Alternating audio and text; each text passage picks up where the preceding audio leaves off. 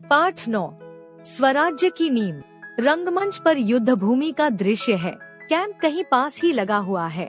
महारानी लक्ष्मीबाई के तंबू का एक भाग दिखाई देता है।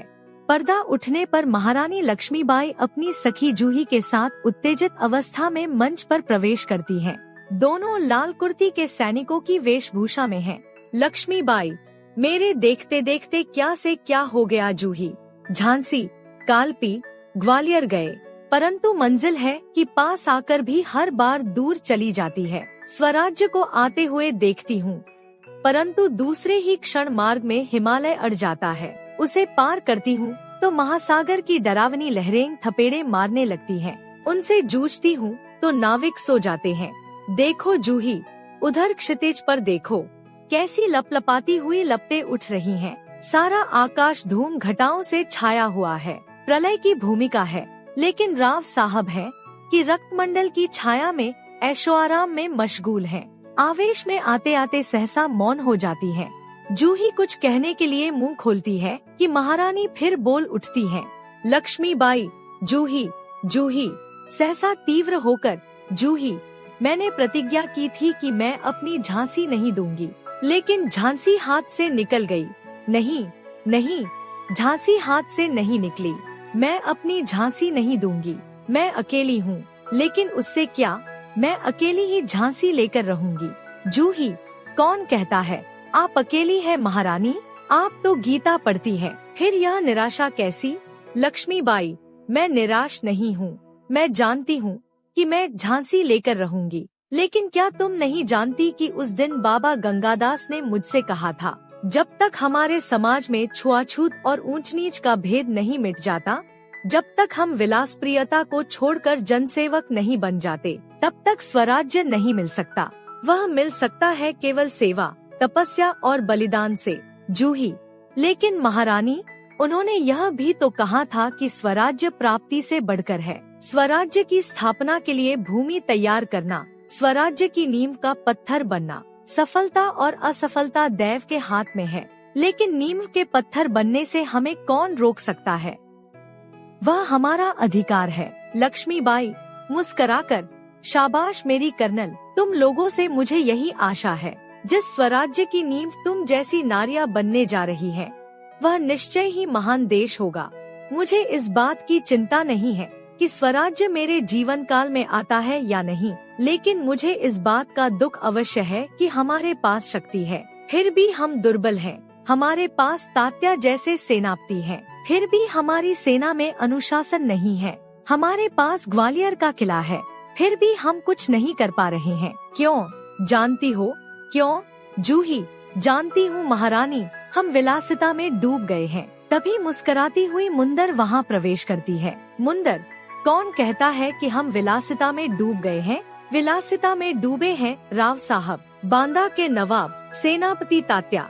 जूही सहसा, नहीं मुंदर, सेनापति तात्या नहीं। मुंदर मुस्कुराती है, ओह समझी, तुम तो उनका पक्ष लोगी ही। जूही दृढ़ स्वर में, मैं उनका पक्ष नहीं लेती, लेकिन जो तथ्य है उसको छिपाया नहीं जा सकता। सरदार तात्या राव साहब को अपने तनमन का स्वामी मानते हैं। मुंदर, और तुम उनको अपना स्वामी मानती हो? जूही हाँ, मैं उनको अपना स्वामी मानती हूँ और मानती रहूंगी, लेकिन उनसे भी अधिक मैं महारानी को अपना स्वामी मानती हूँ, और महारानी से भी बढ़कर मैं अपने देश को अपना स्वामी मानती हूँ। देश के लिए मैं सरदार को भी ठुकरा सकती हूँ, ठुकरा चुकी हूँ। मुंदर सक पकाकर, जूही तू तो नाराज हो गई, मेरा यह मतलब नहीं था। मैं तो केवल इतना ही कहना चाहती थी कि जब तूने उन्हें अपना स्वामी मान लिया है तो तू उन्हें रोकती क्यों नहीं? लक्ष्मीबाई, जूही ने उन्हें रोका है मुंदर, मैं जानती हूँ। जब राव साहब के कहने पर तात्या इसे नाचने के लिए बुलाने के लिए आए थे तो इसने उन्हें बुरी तरह दुत्कार दिया था।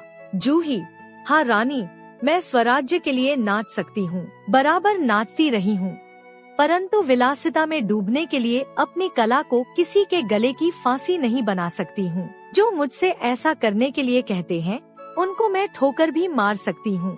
लक्ष्मीबाई दीर्घ निश्वास लेकर, ठोकर ही तो नहीं मार सकती जूही, यही दर्द तो हमें कचोट रहा है। अगर ठोकर मारकर हम उनकी मदहोशी दूर कर सकते तो बात ही क्या थी। जूही, बाई साहब, मैं औरों की बात नहीं जानती, मुझे आज्ञा दीजिए, मैं ठोकर मारने के लिए तैयार हूँ। मुंदर, और मैं भी तैयार हूँ बाई साहब, चलो हम सब चलकर उनकी नींद हराम कर दें। लक्ष्मीबाई, नहीं मुंदर, नहीं, हम उनकी नींद हराम नहीं कर सकते। अब तो दुश्मन की ठोकर ही उनको उस नींद से जगा सकती है। मुंदर, दुश्मन की ठोकर, यह आप क्या कह रही हैं? लक्ष्मीबाई, हाँ जूही, दोस्त की ठोकर अविश्वास की खाई को और भी चौड़ा कर देती है। क्या तुम नहीं जानती कि हम एक दूसरे को किस दृष्टि से देखते हैं? क्या ऐसी स्थिति में मेरे कुछ कहने से शंकाओं की घटा और भी गहरा नहीं उठेगी? मुंदर, बाई साहब ठीक कहती हैं, शंकाएं अविश्वास पैदा करेंगी और उस अविश्वास से उत्पन्न निराशा को दूर करने के लिए पायल की झनकार और भी झनक उठेगी। श्रीखंड और लड्डुओं पर जान देने वाले ब्राह्मणों के आशीर्वाद का स्वर और भी तेज हो उठेगा। सहसा कहीं दूर तोपों का स्वर उठता है। लक्ष्मीबाई और जूही, तू अगर तात्या को खोज सके तो तुरंत उन्हें यहाँ आने के लिए कहना। जूही, खोज क्यों नहीं सकती, आपकी आज्ञा होने पर मैं उन्हें पाताल से भी खींचकर ला सकती हूँ। जाने को मुड़ती है कि रघुनाथराव तेजी से प्रवेश कर। महारानी, आपने सुना?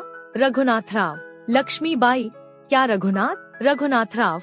महारानी, जनरल रोज की सेना ने मुरार में पेशवा की सेना को हरा दिया। जूही, कांपकर, क्या पेशवा की सेना हार गई? लक्ष्मीबाई, पेशवा की सेना हार गई, यह अच्छा नहीं हुआ, पर अब पेशवा की आंखें खुलेंगी। रघुनाथ, अपनी सेना को तैयार होने की आज्ञा दो, रोज ग्वालियर का किला नहीं ले सकेगा। रघुनाथराव, मैं जानता हूँ, वह कभी नहीं ले सकेगा। मैं अभी सेना को कूच के लिए तैयार करता हूँ, केवल आपको सूचना देने के लिए आया था। जाता है। लक्ष्मीबाई और जूही, तुम भी जाओ। सहसा बाहर देखकर, लेकिन ठहरो, शायद सेनापति तात्या इधर ही आ रहे हैं। जूही, बाहर देखकर, जी हाँ, ये तो सरदार तात्या ही है। सरदार तात्या का प्रवेश। लक्ष्मीबाई, कहिए सरदार तात्या, आज आप इधर कैसे भूल पड़े? तात्या, बाई साहब, मैं किसी के लिए सरदार हो सकता हूँ, पर आपके लिए तो सेवक ही हूँ। लक्ष्मीबाई, व्यंग्य से, इतने बड़े सेनापति को इस प्रकार एक नारी के सामने झुकते लज्जा नहीं आती? खैर, छोड़ो इस बात को, यह तुम्हारी विनम्रता है। लेकिन यह तोपों की आवाज कैसी आ रही है? कौन सा उत्सव मनाया जा रहा है? शायद चाटुकारों में जागीर बांटना अभी खत्म नहीं हुआ है। तात्या, बाई साहब, आपको हमें लज्जित करने का पूरा अधिकार है, हम इसी योग्य हैं। लेकिन जो कुछ हो रहा है वह आप जानती ही है। लक्ष्मीबाई, शायद ब्रह्मभोज के उपलक्ष्य में ये तोपें चल रही है। श्रीखंड और लड्डुओं के लिए घी शक्कर की कमी तो नहीं पड़ी। जूही, सरकार इस बार इनको माफ कर दीजिए। तात्या, व्यग्र होकर, बाई साहब, आप यूँ कब तक फटकारती रहेंगी? लक्ष्मीबाई, तू कहती है, अच्छा, लेकिन मुंदर का प्रवेश। मुंदर, सरकार सेना तैयार है। लक्ष्मीबाई, तो मैं भी तैयार हूँ। तात्या, तुमसे मुझे बहुत आशाएं थी, तुम्हारे रहते यह सब क्या हो गया? जूही, सरकार, ये स्वामी भक्त है। लक्ष्मीबाई, लेकिन आज हमें देशभक्तों की आवश्यकता है।